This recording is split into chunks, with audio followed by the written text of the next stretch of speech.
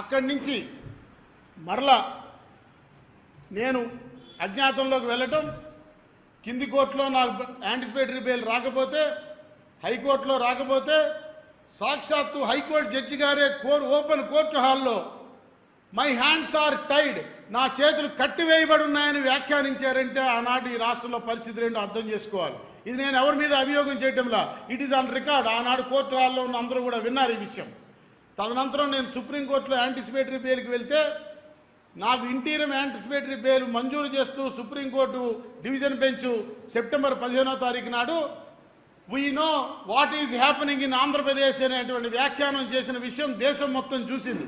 ఆంధ్రప్రదేశ్ రాష్ట్రంలో జరుగుతున్నది ఏంటో మాకు తెలుసు అని నా ముందస్తు యాంటిసిపేటరీ బెయిల్ని వ్యతిరేకించినటువంటి ప్రభుత్వ ప్లేడర్ సమక్షంలో ఆనాడు సుప్రీంకోర్టు వ్యాఖ్యానించింది. ఇంకా దారుణమైన విషయం ఏంటంటే, నా సుప్రీంకోర్టులో యాంటిసిపేటరీ బెయిల్ రాకుండా ఉండడానికి ప్రభుత్వం 25 లక్షల రూపాయలు అధికారికంగా ఖర్చు పెట్టింది.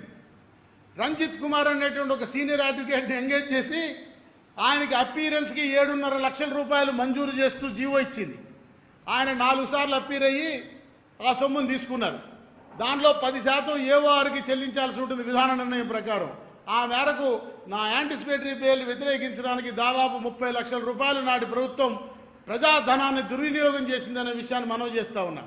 మరి అంత దుర్వినియోగం చేసిన ఆ బెయిల్ అడ్డుకున్నటువంటి ప్రభుత్వం నేటి వరకు ఆ పోలీస్ అధికారులు ఎందుకు నా మీద ఛార్జ్షీట్ పెట్టలేకపోయినారు? కనీసం ఎందుకు నన్ను విచారించి ఏమి విచారించారో సమాజానికి చెప్పాల్సినటువంటి అవసరం ఉన్నది. సుప్రీంకోర్టులో నా బెయిల్ పిటిషన్ ఆర్గ్యుమెంట్ రోజు ఏమి మీరు విచారించారో అని అడిగితే నోటీస్ ఇచ్చాము అని అబద్ధం చెప్పింది ప్రభుత్వం తరపున అడ్వకేట్ ఆన్ రికార్డ్. అయితే మీరు ఇచ్చిన నోటీస్ని ప్రొడ్యూస్ చేయమని చెప్పి పెంచి మర్నాటికి వాయిదా వేస్తే అప్పుడు ఇక్కడ నాకు నోటీస్ ఇచ్చారు, అప్పటిదాకా నోటీస్ ఇవ్వకుండా. అది కూడా భోగి పండగ రోజు, సంక్రాంతి భోగి పండగ రోజు నాకు నోటీస్ ఇచ్చి సంక్రాంతి పండగ రోజు నన్ను విచారణకి రమ్మన్నారు. భోగి పండగ రోజు నా ఇంటికి వచ్చి ఇంట్లో ఉన్న నాకు నోటీస్ ఇచ్చి సంక్రాంతి పండగ రోజు నన్ను విచారణకి రమ్మంటే నేను పండగను కూడా చూడకుండా సంక్రాంతి పండగ రోజు పడమట పోలీస్ స్టేషన్ విచారణకి హాజరయ్యాను. ఇన్వెస్టిగేటింగ్ ఆఫీసరు నేను విచారణకి హాజరైనట్టుగా నాకు సర్టిఫికేట్ ఇచ్చాడు.